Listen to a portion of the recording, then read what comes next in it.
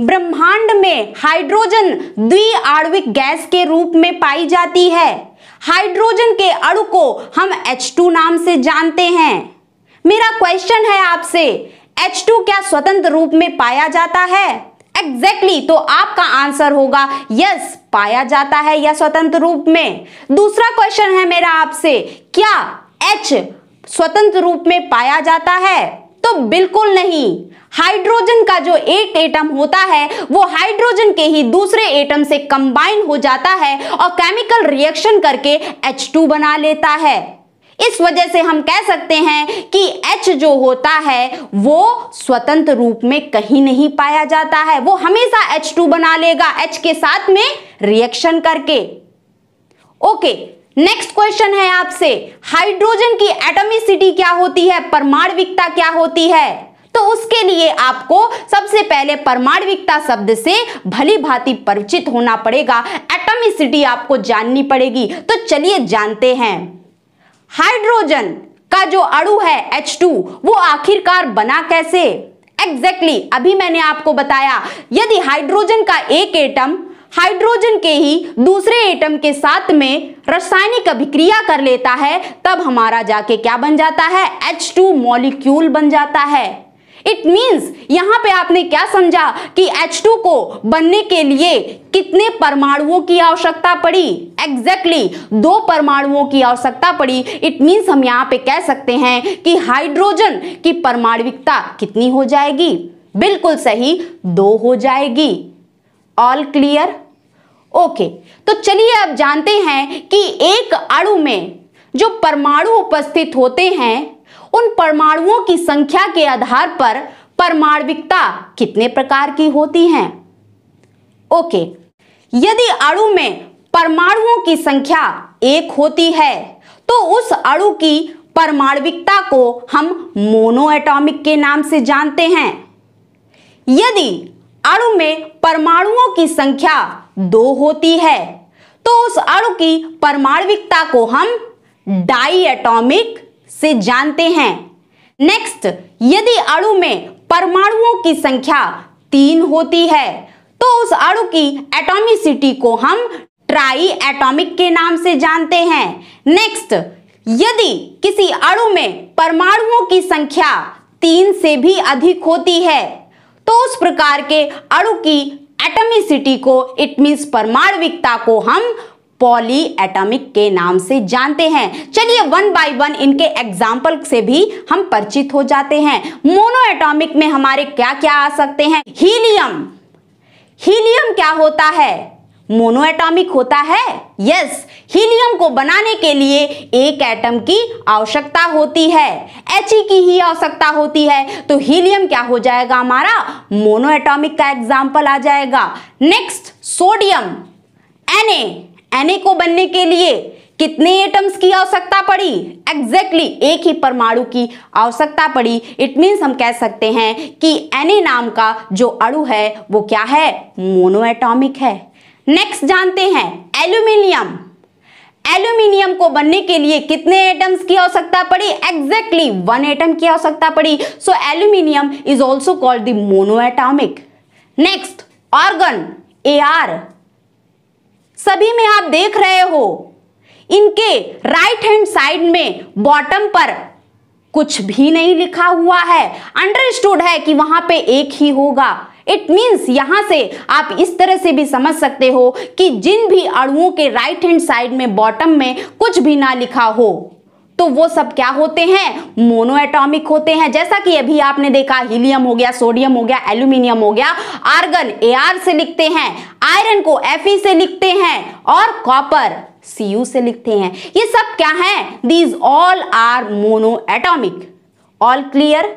Okay, next जानते हैं diatomic के एग्जाम्पल्स। ऑक्सीजन कैसे लिखते हो आप? ऑक्सीजन का अणु कैसे लिखते हो? O2। O2 कैसे बना? जब एक ऑक्सीजन दूसरे ऑक्सीजन से रासायनिक अभिक्रिया किया तब जाके आपका O2 बना। इट मींस O2 को बनने में कितने एटम्स ने अपना योगदान दिया? तो 2 एटम्स ने अपना योगदान दिया। 2 ऑक्सीजन के एटम्स ने योगदान दिया, तब जाके हमारा ऑक्सीजन का मॉलिक्यूल बना। इट मींस ऑक्सीजन की एटॉमिसिटी क्या हो जाएगी? 2 हो जाएगी। इट मींस ऑक्सीजन क्या कहलाएगा? डाई एटॉमिक कहलाएगा। All clear? तो O2 क्या हो जाएगा? डाई एटॉमिक हो जाएगा। Next hydrogen, hydrogen molecule H2, अभी आपने जाना है कि ये क्या होता है? डाई एटॉमिक होता है। नेक्स्ट जानते हैं क्लोरीन, जल्दी से बताइए। Cl2 कैसे बनता है? क्लोरीन के जब 2 एटम्स केमिकली रिएक्शन करते हैं तब जाके आपका Cl2 बनता है। नेक्स्ट नाइट्रोजन, N+N, तब जाके आपका क्या बनता है? N2 बनता है। All clear? ओके। ओजोन कैसे बनती है? जब ऑक्सीजन के 3 एटम्स आपस में कंबाइन होते हैं O+O+O, तब जाके आपका क्या बनता है? O3 बनता है and that is called the ozone. तो ओजोन को बनने में 3 एटम्स ने अपना योगदान दिया। इट मींस हम कह सकते हैं कि ओजोन हमारा क्या है? ट्राई एटॉमिक है। इसकी एटॉमिसिटी कितनी है? 3 है। नेक्स्ट जानते हैं फास्फोरस P4, इसको बनने में कितने एटम्स ने अपना योगदान दिया? तो 4 फास्फोरस के एटम्स आपस में कंबाइन हुए, तब जाके हमारा P4 बना। नेक्स्ट सल्फर, सल्फर में सल्फर के जब 8 एटम्स कंबाइन हुए तब जाके हमारा सल्फर का मॉलिक्यूल बना, S8 बना। तो ये सब क्या हैं? इनमें एटम्स की संख्या क्या हो जा रही है? P4, S8 3 से अधिक हो जा रही है। 3 से अधिक होने पर इनकी एटॉमिसिटी क्या हो जाएगी? पॉली एटॉमिक हो जाएगी। All clear? दूसरा आप यहां से भी कॉन्सेप्ट देख सकते हो कि P4 है, राइट हैंड साइड में बॉटम में 4 लिखा है। इट मींस क्या है? 3 से ग्रेटर है, तो इसकी एटॉमिसिटी क्या हो जाएगी? एग्जैक्टली पॉली एटॉमिक हो जाएगी। All clear? ओके। ओके, अरे हाइड्रोजन के इतने सारे रूप, 1H1, 1H2, 1H3, how is it possible? Okay, चलिए देखते हैं। 1H1 में आपको क्या नजर आ रहा है? एग्जैक्टली एटॉमिक नंबर क्या है? 1 है। और एटॉमिक मास इट मींस परमाणु भार क्या है? 1 है। 1H2 में क्या नजर आ रहा है? एटॉमिक नंबर 1 है, लेकिन परमाणु भार क्या है? 2 है। नेक्स्ट 1H3 में क्या है? परमाणु संख्या 1 ही है, लेकिन परमाणु भार क्या हो गया है? 3 हो जा रहा है। तो हम कह सकते हैं यहां पर क्या हो रहा है?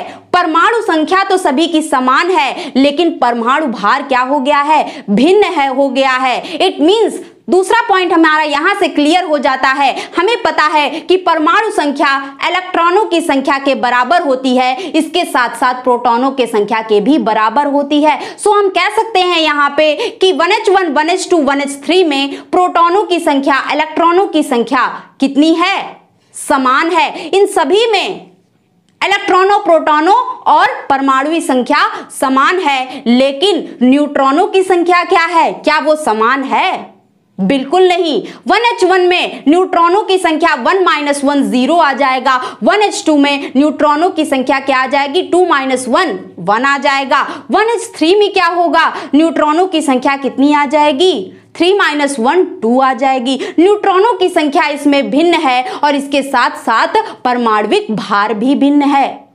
तो एलिमेंट्स का ये जो सिस्टम होता है जिसमें परमाणुओं की एटॉमिक मास इट मींस परमाणविक भार तथा न्यूट्रॉनों की संख्या तो भिन्न होती है, लेकिन परमाणविक संख्या समान होती है। इट मींस उसमें प्रोटॉनों और इलेक्ट्रॉनों की संख्या समान होती है। तो तत्व के इस सिस्टम को हम आइसोटोप्स के नाम से जानते हैं। In Hindi it is called the समस्थानिक के नाम से जानते हैं। 1H1, 1H2, 1H3 ये सब क्या हैं? एग्जैक्टली हाइड्रोजन के समस्थानिक हैं, हाइड्रोजन के आइसोटोप्स हैं। नेक्स्ट एग्जांपल जानते हैं 6C12, 6C13, 6C14 ये सब क्या हैं? अरे भाई वेरी सिंपल, सभी में एटॉमिक नंबर क्या नजर आ रहा है? 666। इट मींस एटॉमिक नंबर सभी में समान है। एटॉमिक मास क्या नजर आ रहा है? डिफरेंट नजर आ रहा है। और माइनस करोगे तो न्यूट्रॉनों की संख्या भी भिन्न हो जाएगी और प्रोटॉनों और इलेक्ट्रॉनों की संख्या समान आएगी, क्योंकि इन सब का परमाणुविक संख्या समान है। इट मींस हम कह सकते हैं ये सारे क्या हैं? कार्बन के समस्थानिक है। इट मींस आइसोटोप्स हैं। तो आइसोटोप्स से आप अब भली भांति परिचित हो चुके हैं। क्वेश्चन मेरा आपसे ये है कि 6C12 का यूज आखिरकार कहां पर होता है? तो याद रखिएगा, जितने भी अदर परमाणु होते हैं, जितने भी अदर एटम्स होते हैं, उनके एटॉमिक मास इट मींस परमाणु भार को ज्ञात करने के लिए हम 6C12 का ही इस्तेमाल करते हैं। नेक्स्ट क्वेश्चन है मेरा आपसे, 6C14 का यूज आखिरकार किसमें किया जाता है? तो आंसर सभी को देना है। एग्जैक्टली याद रखिएगा, जितने भी हमारे फॉसिल्स होते हैं इट मींस जीवाश्म होते हैं, उनकी आयु को ज्ञात 6C14 से ही किया जाता है। All clear? ओके। अरे ये क्या अरेंजमेंट है? 11Na24 12Mg24, इसमें क्या देखने को मिल रहा है? चलिए देखते हैं। सोडियम का एटॉमिक नंबर 11, मैग्नीशियम का एटॉमिक नंबर 12 डिफरेंट है। सोडियम का एटॉमिक मास 24, मैग्नीशियम का एटॉमिक मास 24। दोनों के ही परमाणु भार समान है, लेकिन परमाणु संख्या क्या है? भिन्न है। तो एलिमेंट्स के इस सिस्टम को हम क्या कहेंगे? तो याद रखिएगा, एलिमेंट्स के इस सिस्टम को हम आइसोबार्स के नाम से जानते हैं। इट मींस समभारिक के नाम से जानते हैं। समभारिक में आखिरकार होता क्या है? जो तत्व है सोडियम और मैग्नीशियम, इनके परमाणु भार क्या हैं? समान होते हैं, लेकिन परमाणु संख्या क्या है? भिन्न है। एक की 11 तो दूसरे की 12 हो गई। और परमाणु संख्या के भिन्न होने के कारण हम कह सकते हैं कि समभारिक में प्रोटॉनों तथा इलेक्ट्रॉनों की संख्या भी भिन्न होती है। क्या न्यूट्रॉनों की संख्या समान होती है? नहीं भाई, दोनों को माइनस करिए 24 - 11 और 24 - 12, क्या सेम आ रहा है? नहीं आ रहा है। इट मींस हम कह सकते हैं कि समभारिक एलिमेंट्स का एक ऐसा सिस्टम है जिसमें इलेक्ट्रॉनों, प्रोटॉनों तथा न्यूट्रॉनों की संख्या भी क्या होती है? भिन्न भिन्न होती है। All clear? ओके। तो इस प्रकार से आप जान गए कि आइसोबार्स इट मींस समभारिक आखिरकार क्या होता है। नेक्स्ट एग्जाम्पल जानते हैं। ये कुछ एग्जाम्पल दिए गए हैं। आर्गन का atomic number exactly 18, atomic mass क्या होता है? एग्जैक्टली 40। पोटेशियम का एटॉमिक नंबर 19, एटॉमिक मास क्या दिया गया है? 40। Next calcium, atomic number 20, atomic mass 40, क्या देखने को मिल रहा है? एटॉमिक नंबर इट मींस परमाणु संख्या सभी की भिन्न है, लेकिन परमाणु भार सभी का क्या है? 40 40 40, परमाणु भार सेम है। तो ये हमारे क्या हो जाएंगे? एग्जैक्टली आइसोबार्स के एक एग्जाम्पल हो जाएंगे। All clear? ओके। अब ये क्या आ गया? Phosphorus atomic number 15, atomic mass exactly 31। Next sulphur atomic number 16, atomic mass क्या हो गया? 32। चलिए देखते हैं इसमें क्या है। यहां पे एटॉमिक नंबर दोनों का क्या है? अलग अलग है। एक का 15 तो दूसरे का 16। एटॉमिक मास क्या है? ये भी डिफरेंट है। एक का 31 और दूसरे का 32। अब क्या देखा जाए? एटॉमिक नंबर डिफरेंट है, it means number of protons और द नंबर ऑफ इलेक्ट्रॉन्स भी क्या होंगे? डिफरेंट होंगे। चलिए न्यूट्रॉनों की संख्या देखते हैं। 31 माइनस का 15 करेंगे, कितना आएगा? एग्जैक्टली 16 आएगा। नेक्स्ट 32 माइनस का 16 करेंगे, कितना आएगा? 16 आएगा। इट मींस फास्फोरस और सल्फर में न्यूट्रॉनों की संख्या क्या मिल रही है? हमें समान मिल रही है, एंड दैट इज 16 मिल रही है। न्यूट्रॉनों की संख्या समान होने के कारण एलिमेंट्स का, तत्व का ये जो रूप है, इसे हम किस नाम से जानते हैं? एग्जैक्टली सम न्यूट्रॉनिक के नाम से जानते हैं। इट मींस आइसोटोन्स के नाम से जानते हैं। तो इस प्रकार से हम कह सकते हैं कि आइसोटोन्स तत्वों का एक ऐसा सिस्टम होता है जिसमें उपस्थित जो परमाणु होते हैं उनमें न्यूट्रॉनों की संख्या क्या होती है, समान होती है। बाकी सब क्या होता है, बाकी सब की संख्या डिफरेंट होती है, असमान होती है। All clear?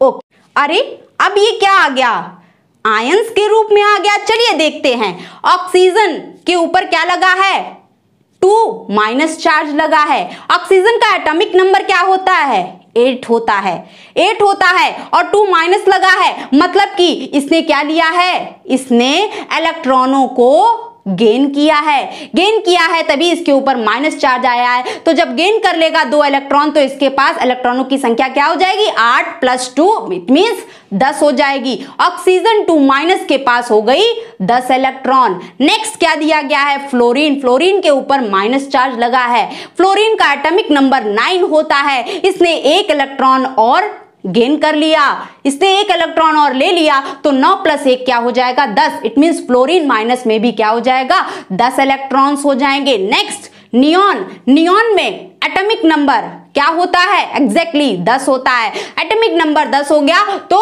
इलेक्ट्रॉनों की संख्या भी 10 हो जाएगी। Next sodium. सोडियम का एटॉमिक नंबर 11, लेकिन इसके ऊपर प्लस चार्ज लगा है। इट मींस इसने क्या किया है, 1 इलेक्ट्रॉन डोनेट कर दिया है, इसी वजह से इसके ऊपर प्लस चार्ज लगा है। सो इसका इलेक्ट्रॉन कितने थे, 11 थे। 1 इलेक्ट्रॉन माइनस कर देंगे तो 10 इसके भी इलेक्ट्रॉन आ जाएंगे। नेक्स्ट हमारा दिया है मैग्नीशियम। मैग्नीशियम का एटॉमिक नंबर 12, 2 प्लस लगा है, 2 इलेक्ट्रॉन इसने डोनेट कर दिए होंगे, सो इसका भी इलेक्ट्रॉनों की संख्या 10 आ जाएगी। इट मींस यहां पर जितने भी हमारे तत्व दिए हैं उन सभी के पास इलेक्ट्रॉनों की संख्या कितनी है, एग्जैक्टली 10 है। सो तत्वों का ये जो अरेंजमेंट है, ये जो व्यवस्था है, इसको हम किसके नाम से जानते हैं, एग्जैक्टली सम इलेक्ट्रॉनिक के नाम से जानते हैं। इट मींस आइसो इलेक्ट्रॉनिक के नाम से इन्हें हम जानते हैं। All clear? ओके।